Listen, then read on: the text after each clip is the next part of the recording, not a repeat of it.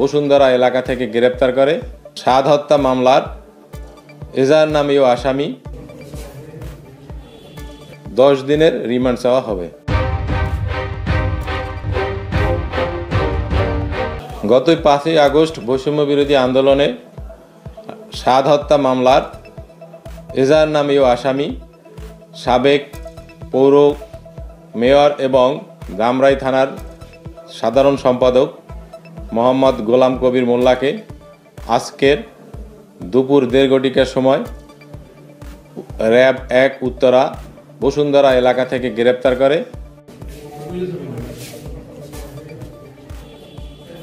আমি ঊর্ধ্বতন কর্তৃপক্ষকে অবহিত করি এবং আমার অফিসার ফোর্স উত্তরা র্যাব ক্যাম্পে প্রেরণ করিলে তারা র্যাব ক্যাম্প থেকে উক্ত আসামিকে হেফাজতে নেয় এবং বর্তমানে আমার থানা হাজতে আছেন।